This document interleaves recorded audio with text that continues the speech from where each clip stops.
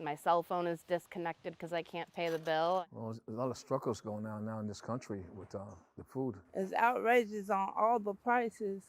These are the voices of struggling Americans just 2 weeks ahead of decisive congressional midterm elections, and they reflect the bitter toll of higher prices for groceries, gas, and rent, brought on by what Reuters polling has found to be the number one issue facing voters: inflation.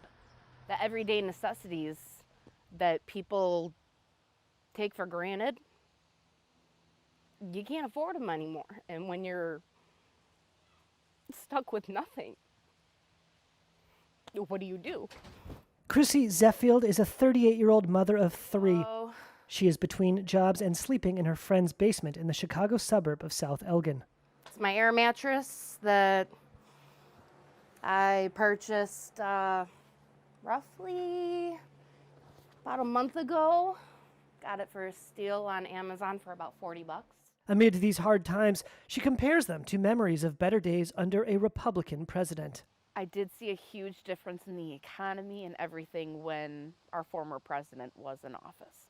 Our gas prices were down, food costs were great, shelves were actually stocked in the grocery stores. Record inflation has undermined Democratic President Joe Biden's approval ratings, and Democrats are worried they could see Republicans take over both chambers of Congress in November.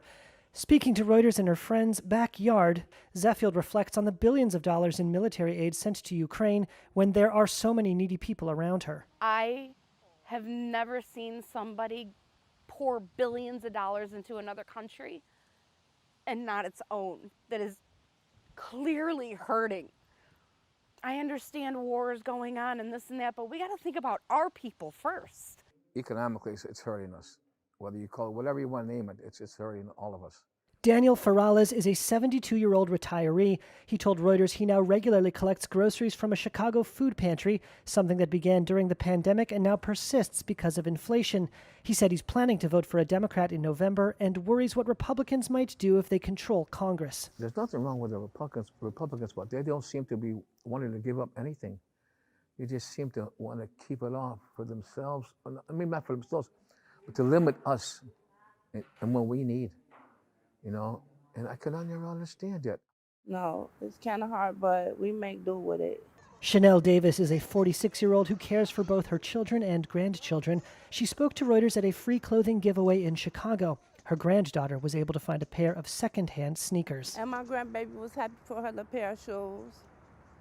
And she's on the phone with her mother now saying, look what I got, Mommy, look what I got. You know, so all of this does account. It helps a lot. Davis is undecided about how she'll vote, but she understands it's her responsibility to cast a ballot and make her voice heard. Get out there and vote, everybody.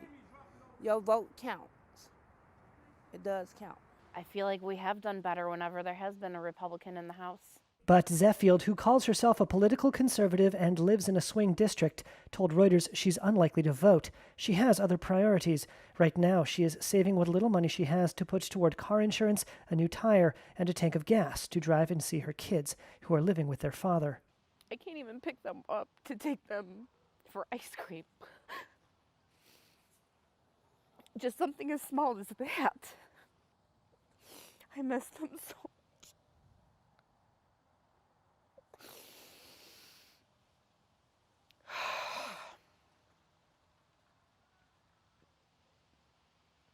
I feel like I'm failing them. I really feel like I'm failing them.